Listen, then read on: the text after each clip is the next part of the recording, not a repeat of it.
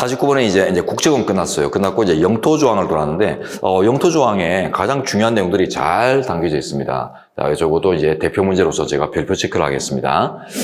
사실스러운 내용은 아닌데, 그 문장 길이나 이런 것들이 보면 너무 압박이에요. 스크롤 압박. 한 페이지 안 들어오죠. 그래서 사실스러운 어떤, 시간을 갉아먹게 하는 이런 방법론이 들어가 있는데, 그 골자를 보면 아주 간단합니다.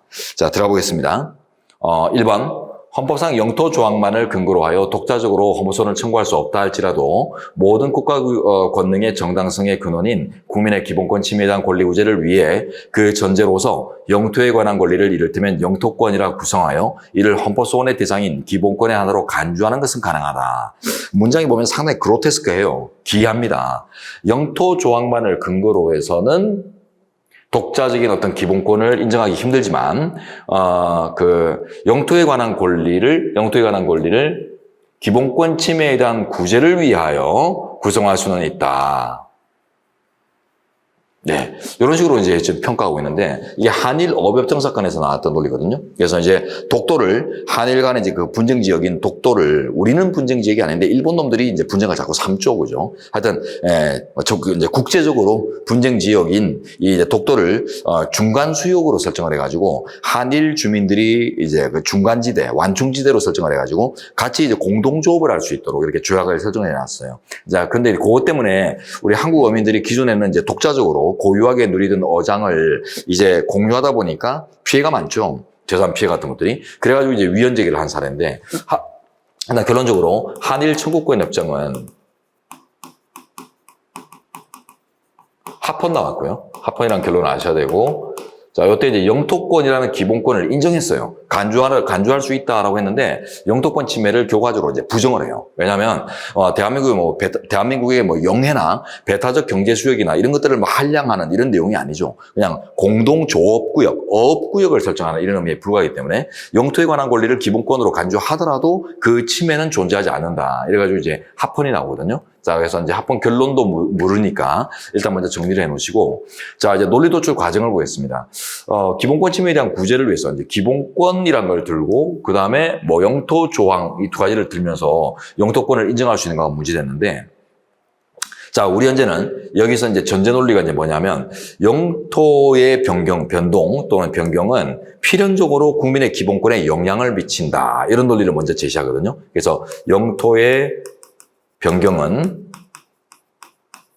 필연적으로 국민의 기본권 침해에, 기본권 보장에 영향을 미치는 성격을 부여받는다. 이런 식으로 이렇게 전제를 하거든요. 요때 보세요. 영토하고 기본권의 관계가 나오죠. 그러다 보니까 영토조항 제3조는요. 3조는 요게 이제 그 인권조항으로 보기 힘들어요. 이 자체는 이제 대한민국이라는 국가공동체의 이제 물적 공간을 밝히는 내용이지 어떤 개인의 권리를 밝히는 내용은 없거든요. 그래서 이 자체를 인권조항으로 볼 수는 없기 때문에 이로부터 어떤 인권을, 권리를 직접 도출하기는 힘들다라고 본 거죠. 자, 그렇지만, 기본권 보장 이념은 헌법의 전반적 이념이잖아요. 헌법의 이제 전반적인 기본권 보장 이념에 비추어 볼 때, 도출이 가능하다라고 하는데, 요 문장보다 먼저 나오는 문장이 이 문장이거든요. 그래서 영토의 변동은 필연적으로 국민의 기본권에 영향을 미친다. 쉽게 생각하죠. 기본권 행사의 공간이잖아요. 기본권 행사 공간. 또는 보장 공간이죠. 행사 또는 보장의 공간이란 말이에요. 그러니까 이제 영토가 넓어지면 우리가 사생활을 추구하고 행복을 추구할 수 있는 범위가 늘어나죠, 그죠? 예. 근데 반대로 영토가 줄어들면 그만큼 또 축소되고 이런 이제 연동성이 있다는 거죠. 그러다 보니까 기본권 보장의 정신으로부터 기본권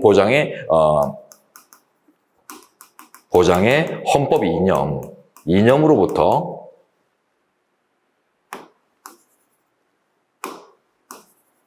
원리로부터 이제 도출이 가능하다고 보거든요. 근데 잘 보세요.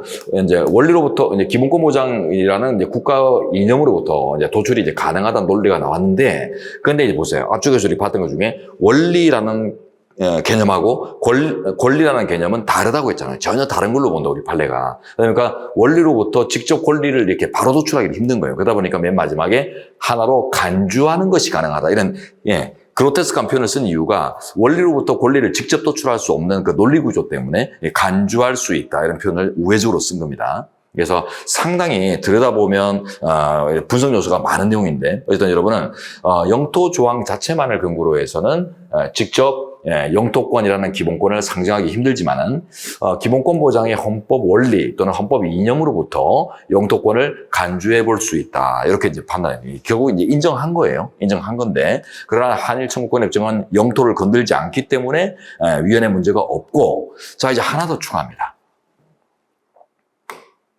마지막으로 하나 추가하는데, 우리가 이제 영토권, 영토에 관한 권리 줄여서 이제 영토권은 기본권으로 인정을 했어요. 간주를 했습니다. 근데 이제 비교할 게 있는 게, 통일에 관련된 기본권, 통일 기본권이 한번 주장된 적이 있는데요. 요거는 아예 우리 현재가 부정합니다. 부정설. 인정하지 않아요, 아예. 그래서 이제 통일하고 영토는 구분된다. 네, 요걸 잘 기억하세요. 자, 그래서 영토권은 기본권 보장과 직결되는 그런 이제 효과나 내용을 갖기 때문에 인정할 수 있지만 이 통일 기본권은 그 내용을 구체화하기 힘들고 그러면 이제 평화 통일의 원칙이나 이런 이제 원칙으로 그냥 접근하면 되지 개인들에게 이런 권리를 주는 것들이 나라 통일에 오히려 역작용을 일으킨다 이렇게 봅니다. 이 통일은요, 통일에 관련해서는 국민들이 개별적으로 이제 권리를 행사하고 이런 것들을 보장하다 보면 고춧가루 역할을 하는 경우들이 많아요. 네. 그래서 예전에 보면 그 대북 특사단 햇빛 정책 당시에 북한에 이렇게 올려보내고 이런 거에 아주 활발했죠. 그러면 그거 꼭 갔다 오면 꼭 소음을 일으키고 문제를 일으키고 돌아옵니다. 그래서 대북 특사단에 모 대학 교수가 김일성 생가를 방문해가지고 막 경애하는 원수님 왜 돌아가셨어 이러면서 눈물 질질 흘리고 이런 것들을 사진 찍혀가지고는 기사 보도되고 나면 햇빛 정책 때리치워라. 뭔 통일이냐. 이 정책이 완전 경색돼 버리는 이런 효과들을 많이 나왔거든요. 그래서 국민들의 참여가 오히려 고춧가루 역할을 하는 이런 이제 분야이기 때문에 그래서 이 통일 분야에서는 아예 기본권을 상정하지 않으려는 것이 우리 판례의 태도라는 거. 요걸 이제 마지막으로 비교하면서 마무리하겠습니다. 어우, 엄청 복잡하죠, 그죠? 네. 그러나 어쩔 수 없어요. 자, 근데 자주 오시다 보면은 이제 포인트가 보일 겁니다. 자, 좀 복잡하게 좀 지워볼게요. 네. 자, 그리고 이제 2번 문제 가죠. 남북합의서는 남북관계를 나라와 나라 사이의 관계가 아닌 통일을 지향하는 과정에서 잠정적으로 형성되는 특수관계임을 전제로 해서 이루어진 합의 문서이기 때문에 남북한 당국의 성의 있는 이행을 상호 약속하는 일종의 공동성명 또는 신사협정에 준하는 성격을 가진다. 좋습니다. 요거 좀 외우셔야 되거든요. 공동성명 또는 신사협정, 특수관계 뭐 이런 표현들도 부적으로 기억하시면 좋고요. 일단 요게 외우셔야 되는데 네, 요게 이제 여러 가지 파생 효과를 만들어내는데 따로 한번 보도록 할게요. 자, 요거는 좀 정리가 요것도 큽니다. 남북합의서 법적 성격. 네. 자, 남북합의서를 우리 대군 판례, 헌재 판례가 똑같거든요. 지금 똑같은데 뭐라고 하냐면 일종의 공동성명 또는 신사협정에 불과하다라는 표현을 씁니다. 자, 공동성명 요거하고 또 비슷한 실질을 같은 실질을 갖고 있는 비슷한 표현이 선언, 세계 인권 선언 이런 것들처럼 이제 선언 행위 같은 내용이거든요. 자, 그다음에 공동성명, 공동선언, 그다음에 이제 뭐라고 했어요? 신사협정이라는 표현을 썼죠. 자, 그래서 공동성명이나 신사협정에 불과하다 이랬을 때 이제 성격을 따져봅니다. 공동성명이나 공동선언행위 이런 것들은 어떤 의미를 가지냐면 국제적으로 어떤 의미를 가지냐면 그냥 대외적인 의견 표명 이상의 의미가 없어요. 그래서 그들의 의견을 외적으로 밝히는 요런 의미만 가지지, 어떤 참여자들을 뭐 법적으로나 경제적으로나 이렇게 구속하고 강제하는 어떤 이런 힘, 어떤 법규적인 힘, 이런 것들이 있지 않습니다. 얼마 전에 우크라 전쟁이 발발하고 나서 우리 대한민국을 포함해서 11개국인가요? 그 규탄 성명 발표를 했거든요. 공동성명, 규탄 성명 발표를 했는데, 만약에 이제 규탄 성명을 발표한 이후에 그 중에 어떤 나라가 나중에 딴짓을 하더라도 구속할 수 있을까요? 그런 내용이 없어요. 그래서 우리들의 의견은 그렇다라고 이제 밝히는 정도에 끝나는 거지. 이 이제 합의된 내용을 지키지 않을 때 어떤 제재를 가한다 그런 내용들이 들어가지 않습니다. 일반적으로. 그게 들어가면 성명이라고 하지 않아요. 공동성명이라고 하지 않아요. 그러다 보니까 이런 이제 법적 구속력 같은 것이 전혀 없기 때문에 법규범으로서 속성이 전혀 없다라고 보고, 그다음에 이제 신사협정이라는 건 이제 뭐냐면 신사도에 기초한 합의를 얘기하는데요. 이 신사도가 뭐냐면 그 유럽의 그 행동규범입니다. 관습화된 관습규범인데, 유럽의 중세에 보면 기사도라는 게 있죠, 그죠? 기사도. 그래서 법적인 의무가 없지만 스스로 자신을 희생하고 남을 도움으로써 영광스러워하고 영예로서 이제 이렇게 삼는 이런 이제 어떤 태도들을 기사도라고 하는데, 그 도덕규범이에요. 그런 도덕규범이 이제 발전해서 유럽인들의 일반적인 행동규범으로 발전했다고 하는 게 젠틀맨십 또는 이제 신사도라고 하거든요. 자, 신사도 또는 젠틀맨십은 기사도에서 발전한 내용으로, 자, 배려와 포용, 이런 것들의 어떤 미덕이란 표현이 도덕규범이에요, 도덕규범. 그래서 얘는 법규범에 기초한 합의가 아니라 단순한 이제 도의적인 성격이에요. 그래서 성실히 임할 것을 다짐한다. 뭐 이 정도의 내용을 담고 끝나는 것들을 얘기합니다. 그래서 이제 법적으로 이것도 구속하고 이런 좀 이런 강력한 제재 요소 이런 것들을 갖지 않는 협정들을 신사협정이라고 부르거든요. 그러다 보니까 이런 것들은 다 이제 법규로서의 속성 같은 것들을 보유하지 못하는 대표적 예들이 되거든요. 법규범의 반대말들이에요. 자, 그럼 이제 법규범이라는 거하고 어떻게 이제 속성을 비교할 수 있을 것인가? 이게 이제 관건인데, 이 법규범의 이제 개인 속성을 알아야 될 거 아니에요, 그죠? 얘네 속성은 알았고 이제 얘 속성을 알아야 되는데, 여기 이제 새로운 정리가 필요합니다. 자, 여기 자, 사회규범이라는 용어가 있습니다. 네, 소셜놈이라고도 하는데요. 자, 이 사회규범은 사회 공동체를 구성하는 이제 행동 기준이거든요. 사회 공동체 행동 기준.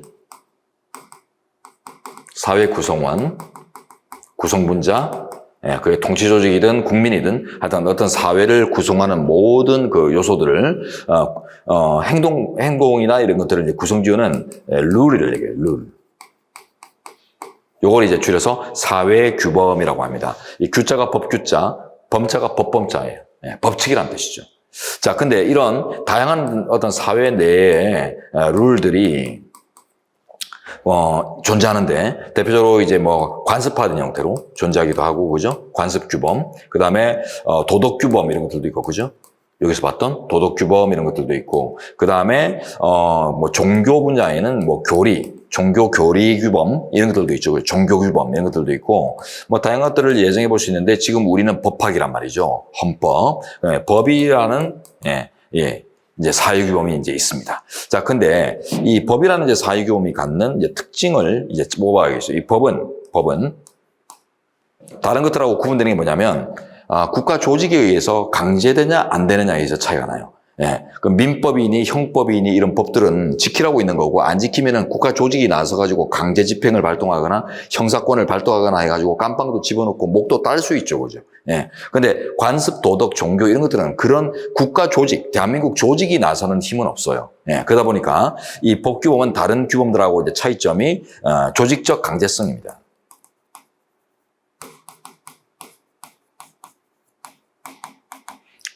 조직력을 동원한 강제성이 받쳐주면은 법규범이에요. 됐죠? 그래서 이제 이렇게 이제 정리가 이제 가능할 때 비로소 이제 이런 대조가 가능해집니다. 그래서 법규범으로 평가되려면, 국내 법규든 국제 법규든 이런 법규범으로 평가되려면은 조직적 강제성을 가져야 되는데, 얘는 그 조직 내부에 강제성이 없잖아요. 그죠? 그냥 성실하게 이행할 도의적인 어떤 정신, 그 다음에 단순한 그들 간의 의견 표명에 불과한 것들, 이런 것들 때문에 법규의 속성이 없거든요. 그래서 우리 대원판례와 헌재판례는 이제 뭐라고 하냐면, 결과적으로 남북합의서는 일종의 공동성명 또는 신사협정에 불과해. 요거 외워야 된다고 했습니다. 일종의 공동성명 또는 신사협정에 불과해 조약이거나 조약에 준하는 것으로 볼 수 없다라는 결론을 냅니다. 그래서 조약이거나 또는 이거나 이에 준하는 것으로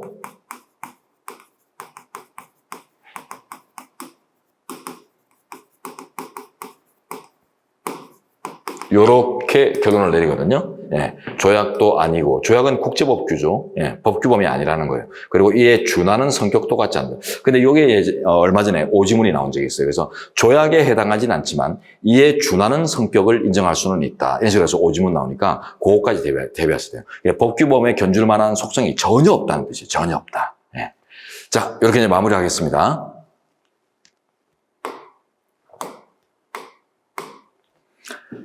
자, 그래서 남북합의서 나오면,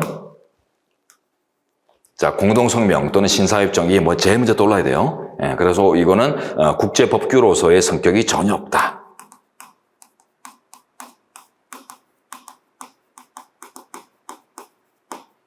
부여받지 못한다.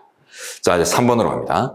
헌법이 대한민국의 영토는 한반도와 그 부속도서로 한다는 영토조항을 두고 있는 이상 대한민국 헌법은 북한 지역을 포함한 한반도 전체에 유력에 미치고 따라서 북한 지역은 당연히 대한민국의 영토가 되므로 북한을 외국환거래법, 외환거래법이 있죠, 그죠? 자, 소정의 외국, 북한 주민 또는 법인 등을 소정의 비거주자, 뭐 외국인 개념이라고 생각하시면 돼요. 외국 또는 외국인 개념으로 인정하기는 어려우며 개별 법률에 적용되지 준용에 있어서도 외국에 준하는 것이거나 외국인에 준하는 것으로 규정할 수 없다. 자, 여기까지 좋아요.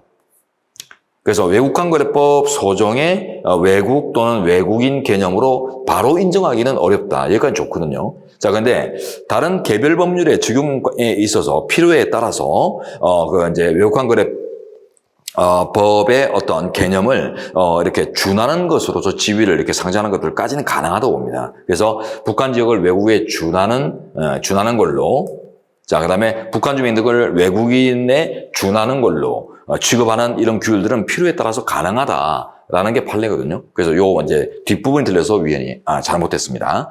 자, 그래서 외국이 아니죠. 북한은 그냥 반국가 단체를 기본으로 보기 때문에, 그죠? 예, 우리 한반도 전체를 요걸 전체를 그리고 이제 부속도서, 한반도 전체와 부속도서를 우리나라의 대한민국의 영토라고 명시했기 때문에, 이 전체라고 명시를 했기 때문에, 그러면 뭐예요? 북한은 우리 지역을 불법 점령하고 있는 불법단체가 기본적인 성격이란 말이죠. 그러다 보니, 북한을 정상국가, 외국, 정상국가의 구성원, 외국인, 이렇게 이제 바로 의미를 부여할 수는 없겠지만, 그러나 필요에 따라서는 이 외국보다도 더 먼, 그죠? 예, 더 먼 존재들이잖아요. 그러다 보니까, 이제 외환거래나 뭐 이런 것들을 뭐 합리적으로 운영하는 과정에서 개별법의 취지에 따라서 이제 외국인은 아니지만 외국인에 준하는 걸로, 예, 또 외국은 아니지만 외국에 준하는 것으로서 규제하고 이런 필요성은 있다라고 하는 것들이 이제 판례입니다. 네, 그래서 요거는 이제 좀 상대적으로 접근하셔야 되겠고요.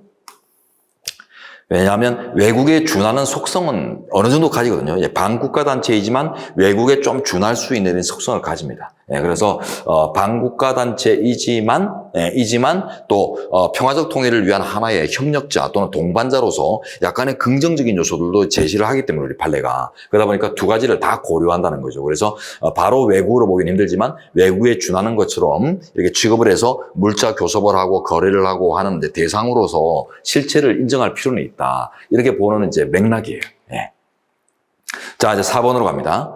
북한은 헌법 3조의 영토조항에 근거해 대한민국의 영토이지만 북한의 의과대학은 제3조 영토조항에도 불구하고 국내 대학으로 인정될 수 없어 북한의 의과대학을 졸업한 탈북 의료인에게 국내 의사면허를 반드시 부여하거나 이럴 필요까지는 없다. 혹은 그런 자격을 당연히 인정할 수는 없다. 좋습니다. 북한의 의과대학, 좀 쉽게 생각하면, 자,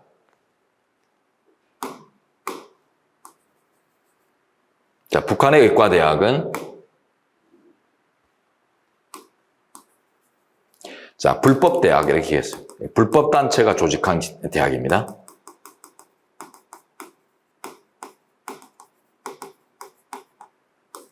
좀 지우면은 이제 불법이다. 우리 입장에서는 이건 불법으로 보는 거예요. 불법 제도로 보는 거죠. 그러다 보니까 이게 인정해주거나 어떤 이럴 이유가 전혀 없다고 보는 게 우리 판례입니다. 그래서 우리나라에서 의사 하고 싶으면 의사 면허를 또 따로 따야 돼요. 예. 자, 그다음에 이제 5번으로 갑니다. 국가보안법과 남북교류법, 네, 두 가지 법이 있는데 이 둘은 그 취지가 좀 다르죠. 국가보안법은 헌법 제3조 영토조항에 기초해서 있는 법이고 남북교류법은 4조 평화통일조항에 기초해서 있는 법이라고 합니다. 자, 근데 이제 여기서 이제 하나 볼게. 일단 먼저 정리부터 하고. 자, 국가보안법과 남북교류법은 근거 자체가 다르죠. 헌법적 근거 자체가 이제 다르기 때문에 그 입법 목적과 규제 대상을 달리하고 있어. 국가보안법 소정의 뭐 어떤 죄목과 남북교류법 소정의 죄에서의 왕래를 어떤 뭐 같은 목적을 가진 걸로 당연시하기는 어렵다. 비슷하지만 같은 목적을 가진 뭐 일반 조항과 특별 조항, 신법과 국법 조항 뭐 이런 식으로 이제 관련을 짓기는 어렵다고 하는 거예요. 그래서 형법 제1조 2항이 적용될 수 없다. 이런 표현들은 무슨 표현인지 설명 안 해도 여러분들이 알 수 있을 것 같아서 참 고맙습니다. 예, 그래서 경찰 강의에서 좀 편한 부분들이 생겨나죠. 여러분은 형법 1조 2항 뭐예요? 예외적 재판시법주의죠. 소위법 금지 원칙 또는 이제 형벌 불속 원칙에 따라서 행위시법주의가 원칙이죠. 그러다 보니까 이제 범죄 행위 시에 적용을 받던 법이 재판 과정에서도 그대로 법이 바뀌고 하더라도 그대로 유지되는데 다만 이제 새롭게 변한 법이 범죄 행위 시의 법보다 더 경해졌거나 혹은 형이 폐지됐거나 이래가지고 이제 당사자에게 그 적용하면 유리한 결과가 나올 때 이럴 때는 예외적으로 이제 경한신법을 적용하라 이런 예외법칙이 있잖아요. 그게 경한신법 적용 원칙 또는 예외적 재판시법주의 조항 이렇게 표현하는데요. 이게 이제 적용되려면은 결국 이제 법의 관계가 설정돼야 돼요. 옛날 법과 현재법, 신법과 국법, 일반법과 뭐 특별법 이런 식으로 법이 서로 이제 관련을 맺을 수 있는 이런 어떤 애착점이 생겨나야 돼요. 연결점이 생겨나야 되는데 신법과 국법 간의 관계잖아요, 그죠? 자, 근데 보세요. 전혀 목적과 취지를 달리하는 별종의 법체계로 보거든요. 예, 그래서 이종 법체계설 이렇게 하는데.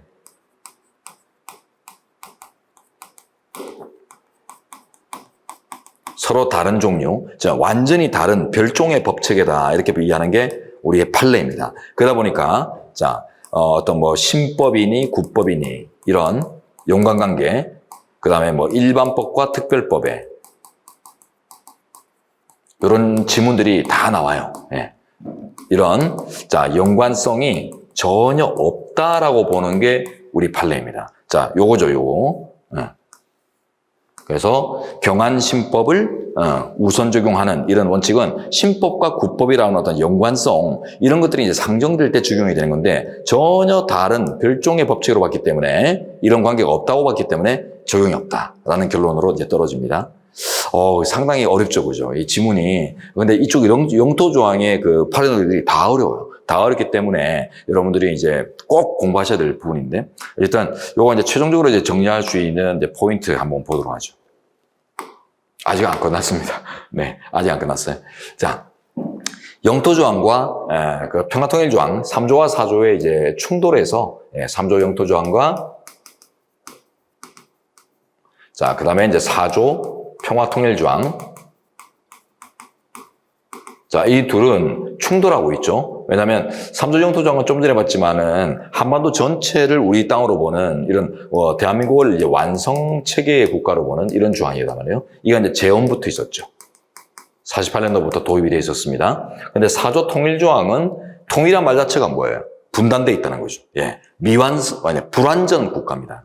한반도가. 그래서 이제 분단 국가 또는 이제 불완전 국가임을 전제로 규정하고 있다는 거죠. 근데 이게 원래는 없었잖아요. 없다가 유신, 40 때 추가되거든요. 그래서 이게 갑자기 이제 통일기원의 명분을 달고 추가를 하다 보니까 원래 없던 문제가 생겨난 거죠. 그래서 이런 이제 모순적인 어떤 조항 체계들을 이제 어떻게 이해할 것인가 했을 때, 뭐 3조 우선설, 4조 우선설, 규범 조화설 세 가지가 대립하는데 우리 헌법재판소가 규범 조화설입니다.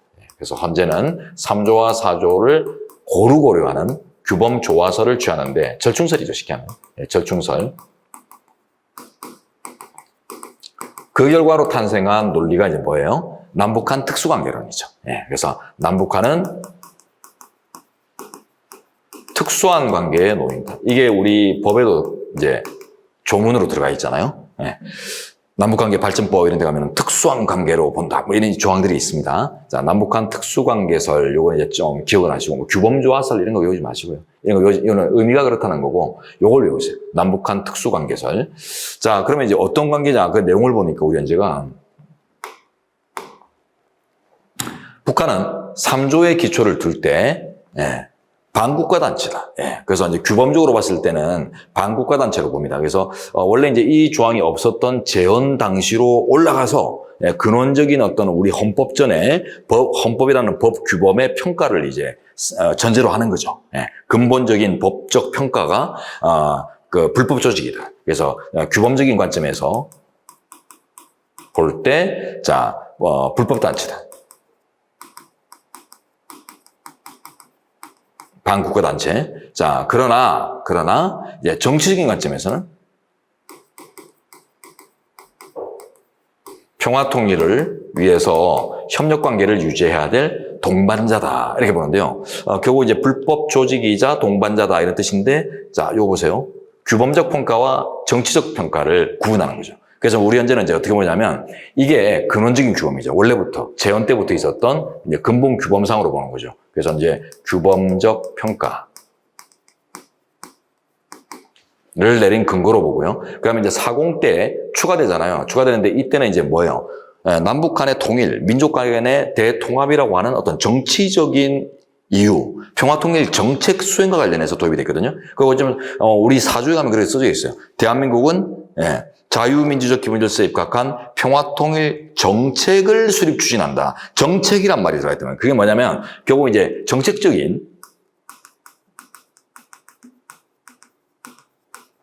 관점에서 이제 법적인 관점이 아니라 정책적인 관점에서 이렇게 이제 법적으로는 반국가 단체일지라도 까부술라는 의식보다는 평화롭게 감싸려는 의식으로 접근해라. 이런 의미로 이제 도입했다고 이제 규범조화적으로 보는 거죠. 그래서 요거는 이제 규범적인 근거 또는 법적 근거를 마련한 것이고 이 조항은 정치적이거나 정책적인 근거를 제시한 것에 불과하다. 이게 보다 보니까 이걸 쪼갤 수 있는 거죠. 쪼갤 수 있어서 자 3조와 4조의 취지를 아울러 고려하는 이런 결과물들을 제시하고 있습니다. 그래서 이제 불법 단체이자 동반자이다. 요 의미를 이제 잘 가지시고, 이런 이중성을 가져요. 이중성을 가지기 때문에, 그래서 이제 아까 보니까 어때요? 이런 이중성 때문에 외국간 거래법상 그러니까 쉽게 하면 외국이나 외국인으로 북한만 가지고 오죠. 북한은 불법 조직이지 정상국가가 아니기 때문에 외국이라는 평가를 못 내리죠. 외국의 국가다라는 평가를 못 내리지만은 또 정치적인 실체는 어느 정도 정치적인 실체는 인정해야 되기 때문에